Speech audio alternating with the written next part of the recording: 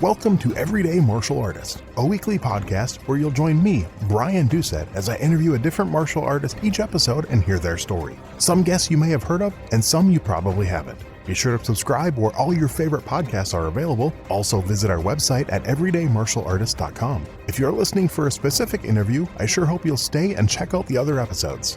A very special thank you to Topher Williams for our custom theme music. And now, the newest episode of Everyday Martial Artist. Everyday Martial Artist is brought to you by KOOnline.com for all your martial arts needs. Sparring and safety gear, rank belts, uniforms, weapons, patches, and more. Wholesale supplies made by martial artists for martial artists. Visit us today at ko-online.com. Hello and welcome to the newest episode of Everyday Martial Artist. I'm your host, Brian Doucette. Today I'm joined with a very special guest, someone I've known for probably about 15 years. I believe we first met, maybe a little longer. He's a guy who's involved in a lot of stuff, kind of like me. Not only is he a martial artist, he's a musician. He's a firearms instructor. He's a woodwork expert, and I think astronomer also. So a lot of stuff. So it's kind of fun. But my pleasure to welcome to the show today, Hapkido master Jere Hilland. How you doing, sir? Well, good evening and welcome, and howdy from Texas.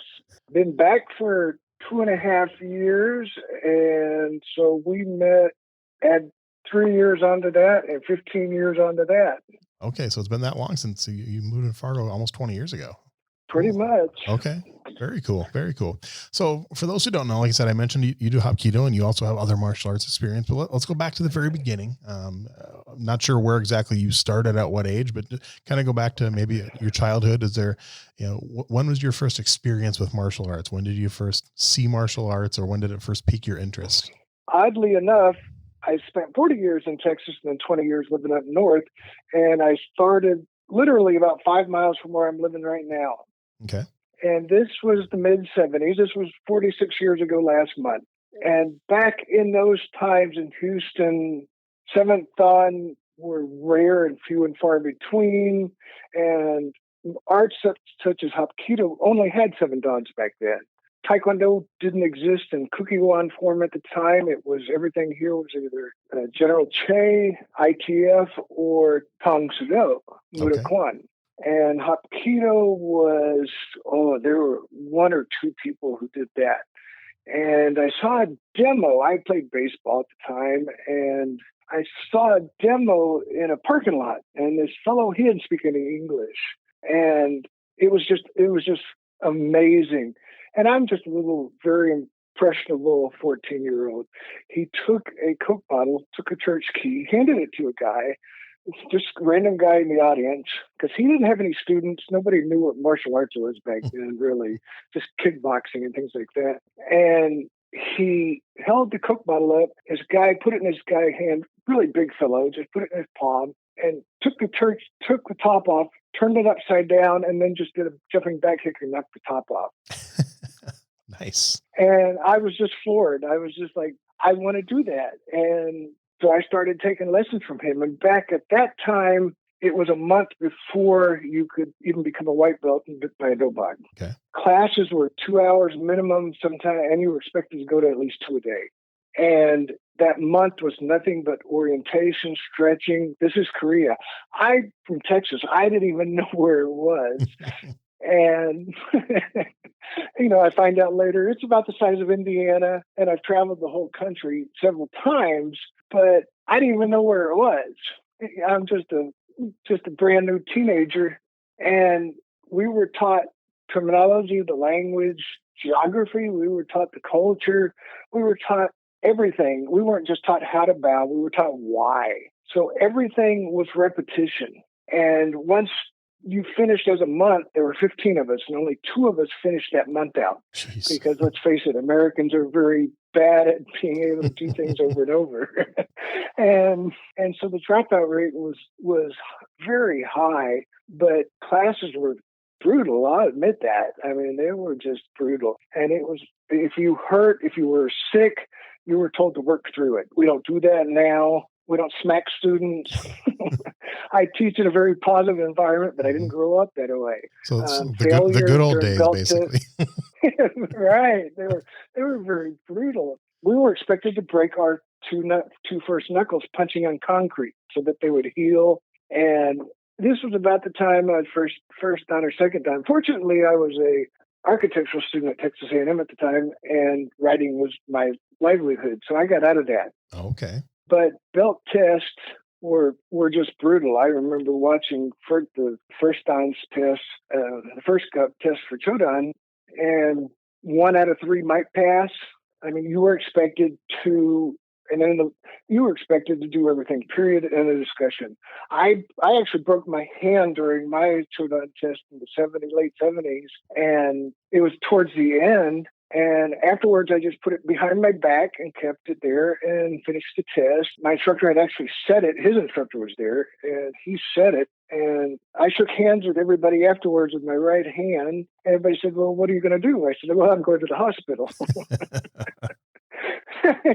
You're going to have to dinner? What are you going to do? And because I passed, and I wasn't expecting to. And I ended up getting a cast on.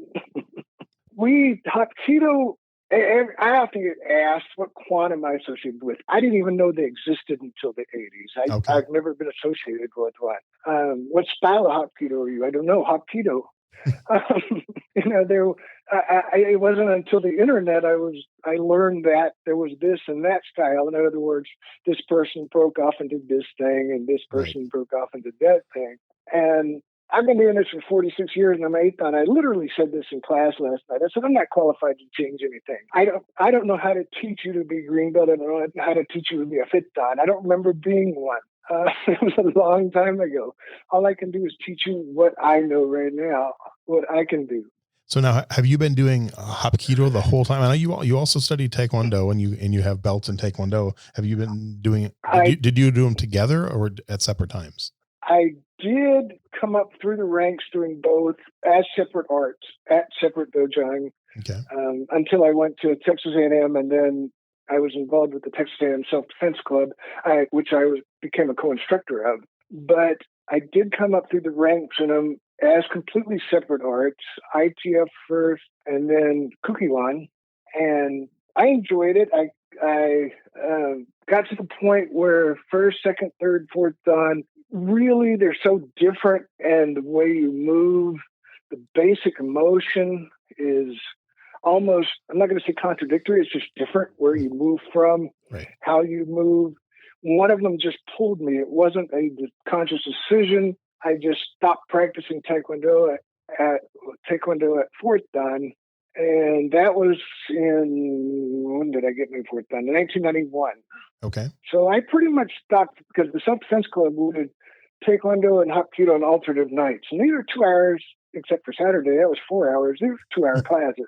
And which was very light for me because I came up doing 2 2-hour classes a night. And about this time, people started to learn, hey, if you're sick, don't come to class, instead of the way I was raised, being told, you come and you sweat it out. We started to learn, at this point, I started to learn a lot more of the history and a lot more of the theories of motion, really. And that's what Hapkido is all about, is the basic theories of motion and the theories of motion behind every technique. Let's put it this way. Let's say I've done 5,000 techniques, and each one 5,000 times.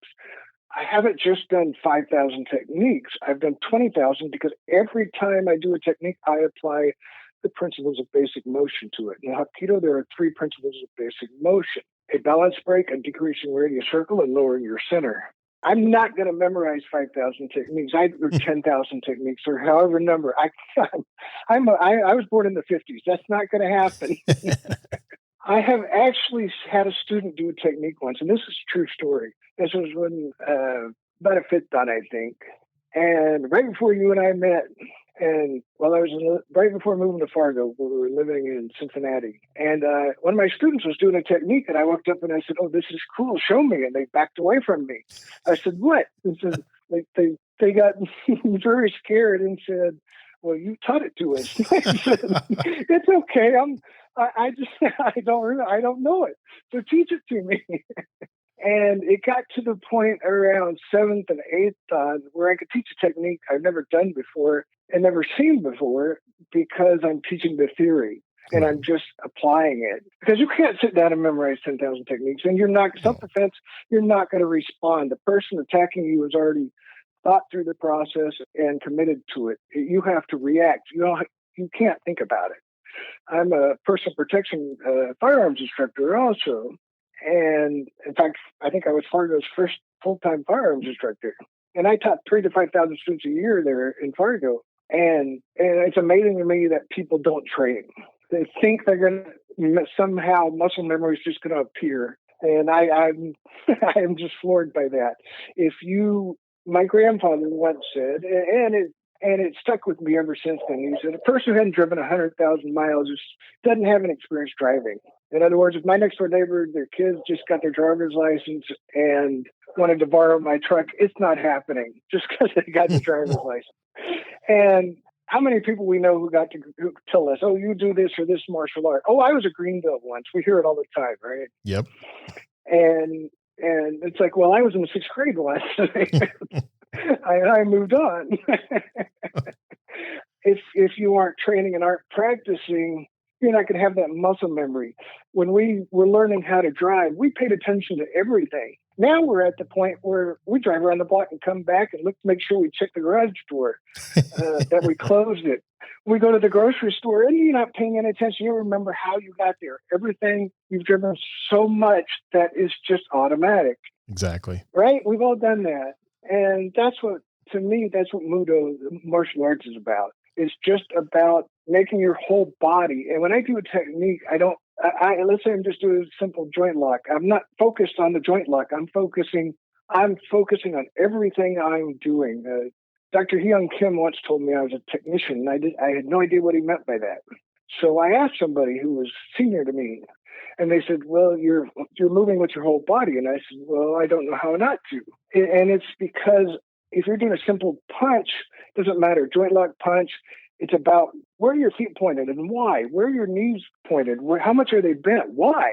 Where are your hips moving and why? Your shoulders, every part of you. It's not about what your hands are doing. It's about what your whole body is doing.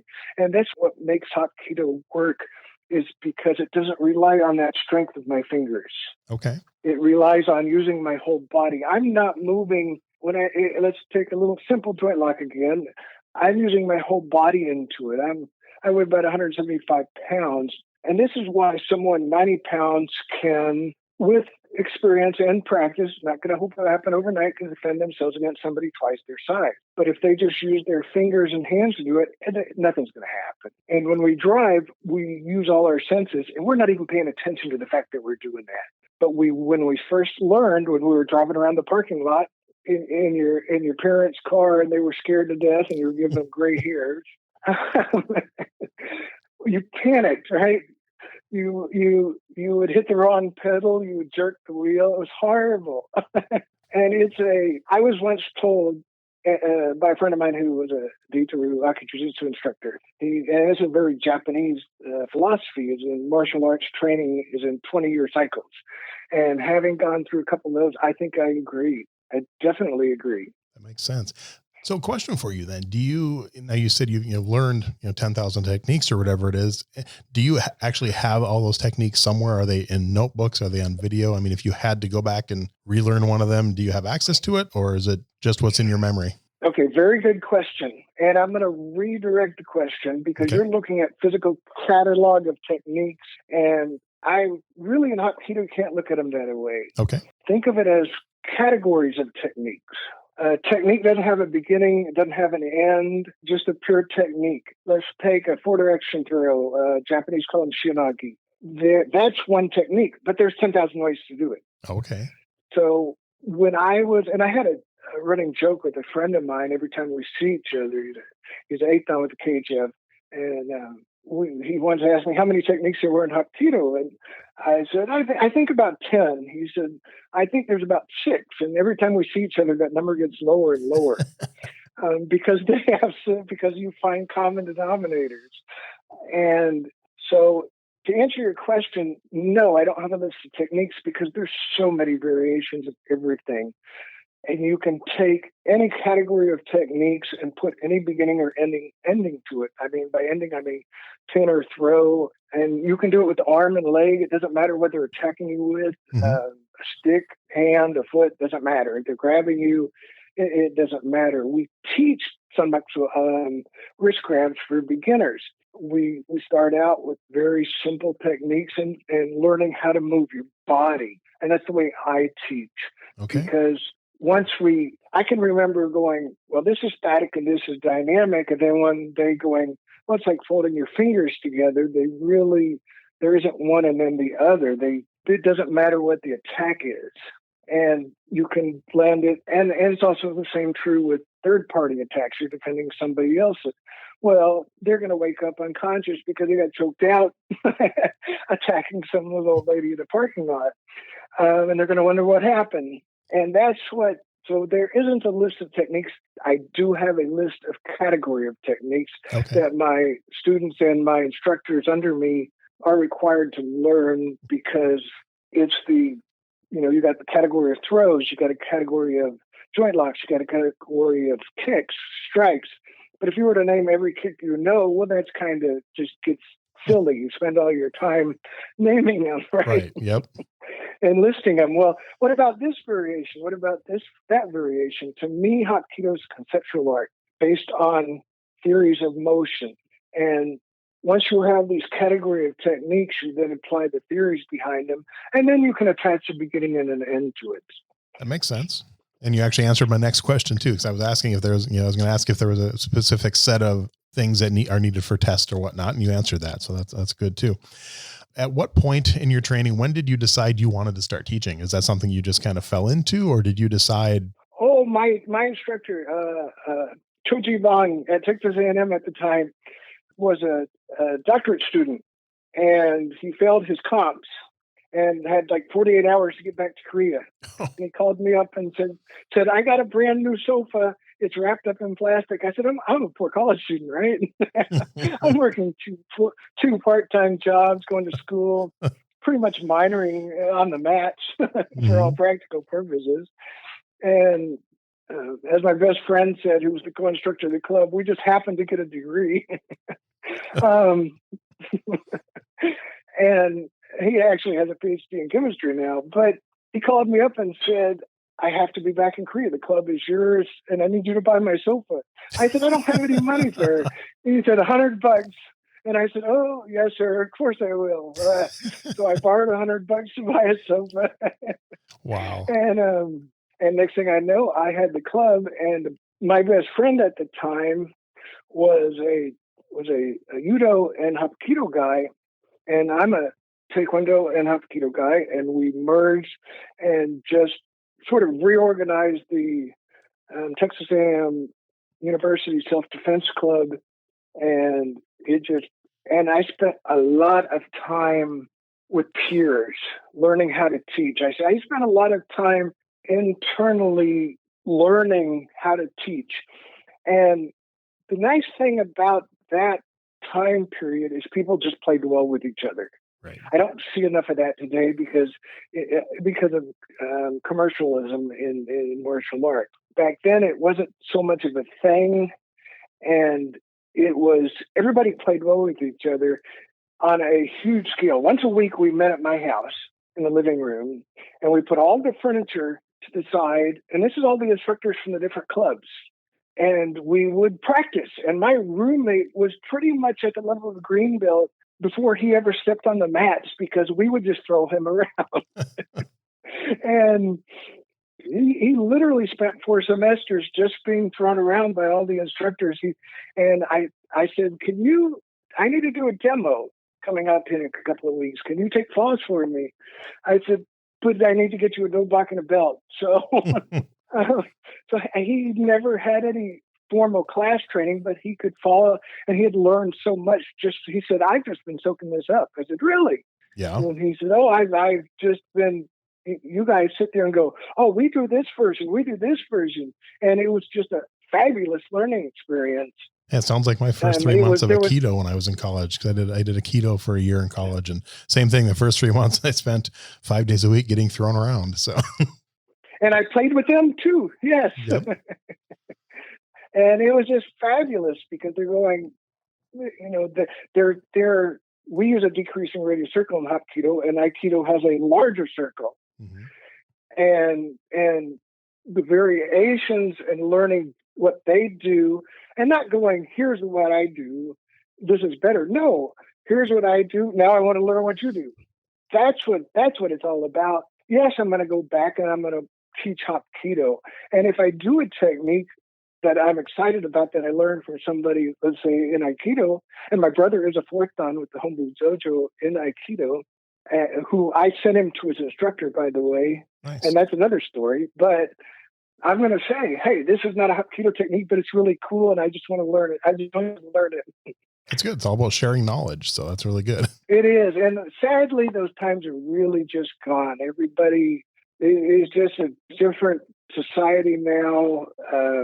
As far as people playing well with each other, I've got a bunch of friends who are my peers, but that's a small group. It's a lot smaller group than it used to be in the 80s and 90s. So how many schools do you oversee right now? 1, 2, 3, 4, Fargo, Michigan, Woodlands, 4, I think. Okay. So you get to travel a little bit still, and that's nice.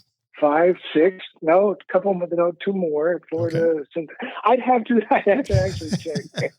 So it's a few at least. That's good though. Because I have a bunch of students who don't actually have a dojo, but they teach. Okay. So it could be half a dozen to a dozen. I have no idea. Oh, that's good. That's good.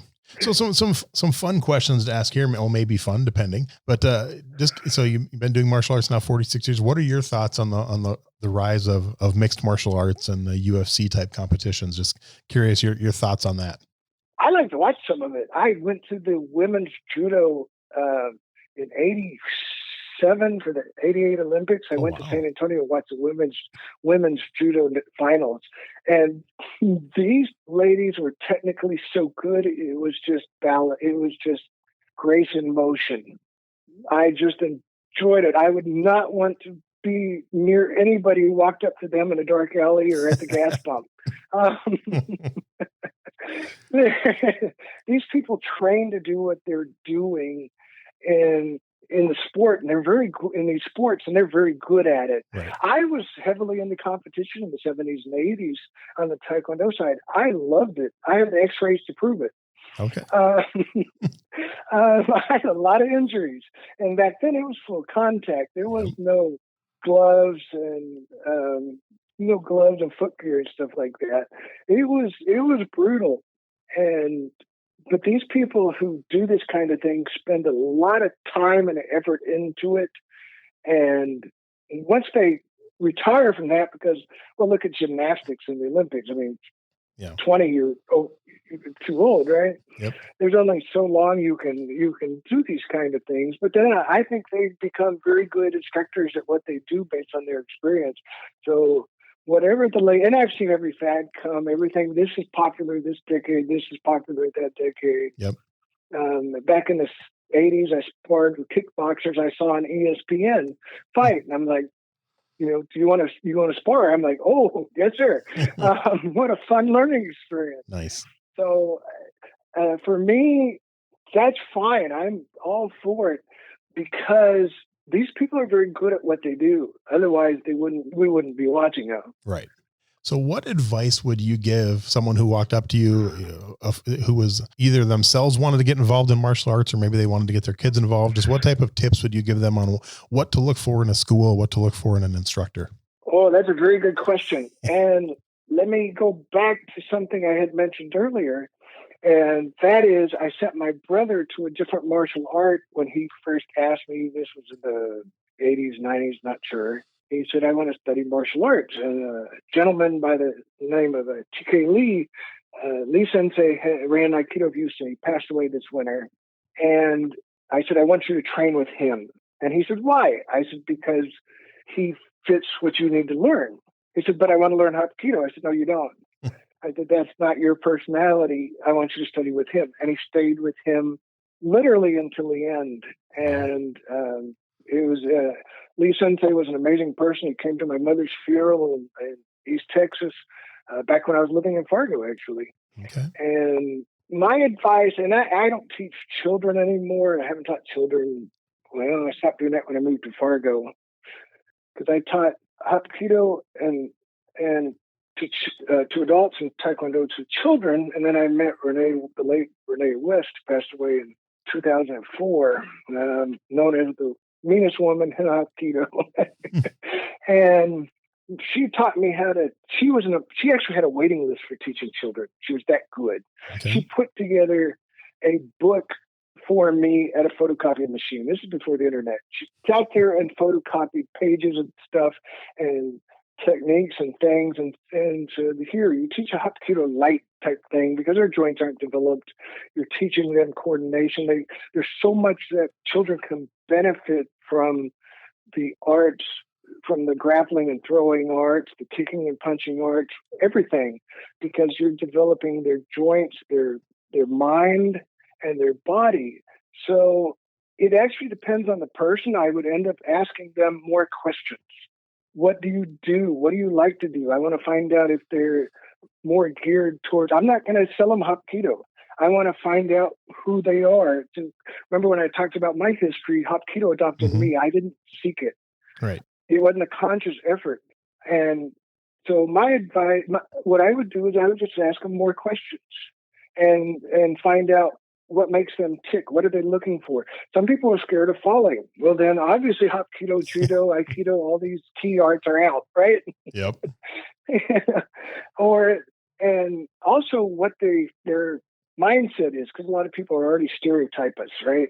They think all we do is kick or punch, or if they have a judo cousin, they think all we do is throw.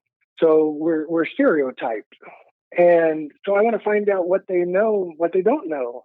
So I'm actually going to sit down with them and ask questions, and I've actually done that with friends and neighbors. That's a very similar answer that I get from most people I've asked that. So that impresses me. That's more people take the time instead of just throwing one style out there. They take the time to learn what the person really needs. That's really good. So in all your years of martial arts, is there a specific philosophy that you kind of hold true? Maybe one that stands out that you've learned or that you keep coming back to? Two of them, actually. One is we're all beginners. I've just been a beginner for 46 years. That's my favorite. That's one of my favorite sayings. The other is all you got to do is show up. I like that one. Just keep showing up. I was interviewed once by a newspaper, and they said, well, why didn't you ever quit? I mean, I was a green belt once in something, Kung Fu or something, but I stopped doing it at about green belt. And I went, I never thought about it. I looked at her and I said, I've never thought about it. I just never dawned on me to not do this. Nice. So those are actually two of my favorite things. And the most important being just keep showing up for class. That's good. But in my mindset as an instructor, it's important to realize that you're a student first. I don't care what your rank is. You're a student first. And as long as you keep that mindset and realize that everybody is a beginner and you're always going to learn something new. I learn something from my students all the time, my peers. When I get together with them in Mississippi, I learn so much. I just keep an open mind, and there's always something new. The library is full of stuff I don't know. That actually leads to my next question. You mentioned library. Do you have a favorite martial arts book that you either yourself just love reading over and over, or one that you recommend to people who ask? Absolutely, but I'm a bit biased here because I have two 8-dan certificates. One is from Master J.R. West, which is from 2017, and then in early 2018, Dr. Hyun Kim, I received my Kido-hei certificate from him. So, and I've traveled to Korea with him for the last literally 20 years, and the Hapkido Bible, the Hapkido Volume 1. It's a hardback. It's about 2.5 inches thick, and I have every book he ever wrote autographed by him. And I would recommend his Hapkido book, the first one. Okay, good. It's been nicknamed over the years the Hapkido Bible for a reason, because it is. And I have a huge library of martial arts books, but for Hapkido, and that's the first one I would recommend. For a martial arts in general, Stevens, who was an Aikido, wrote some wonderful books. I'm sure you're familiar with him. Mm-hmm. Oh yeah. John Stevens, I believe was his name. Yeah, that sounds right. He wrote some wonderful books on philosophy that have to do with the Mudos, what the essence is, or we're just not a collection of techniques, we're a art. I'm sure my library is not quite as vast as yours, but I have a good collection of martial arts books, and everyone I've talked to, I've heard at least one new one that I'm going to try to add to my collection. So final question. It's either one or two part question, depending on your answer. This is kind of maybe like a guilty pleasure type question. Do you have a favorite martial arts TV show and or favorite martial arts movie? I haven't watched TV in 5 or 6 years, so no. Not really. I can't say I do. Is there a movie that if you're flipping through the channels or something and you catch it on, you'll watch it? Wasn't there one that had a Hapkido guy in back in the 70s? I'm trying to think of the name of it. Oh, well, Billy Jack. I mean, that was Hapkido. That was Bob Johan doing technique. There we go. Master, he was, I think, probably one of the first, if not the first, martial arts. Well, he was doing the stunts. I mean, what's his name? The actual actor, I can't remember his name, who did Billy Jack character. He would just become this Korean all of a sudden doing kicks and then come back to being himself. And we had met him once in California on the way to Korea with Dr. Kim. I think it was just 2000. And he said, oh, they didn't know what. They were just had cameras pointing every direction. Photography was new. Doing stunts was new. All that was just a learning experience in the movies, but hearing those kind of stories was just fantastic. But I can't say I have a favorite. I haven't watched Billy Jack in probably 20 years. I need to rewatch it. I just want to thank you, sir, for taking the time to sit down with us today and chat a little bit and fill us in a little bit on Hapkido and a little bit about yourself and your background. And I really do appreciate it. And any links you want me to share, on the podcast, I'll add them into the show notes and people can click on them if they want to. I know I think you have links for your music, I believe, and some of your woodworking stuff. So I will gladly share those links with all the listeners for you. So I have, I own kidohei.org, hapkidoselfdefense.com, but I got all that consolidated under jerehilland.com. Okay. And that shows all my passions. Well, I will definitely share that link and make sure everyone has it. But once again, thank you for your time, sir, and enjoy the rest of your evening. My friend, thank you. That was fun. I had a good time.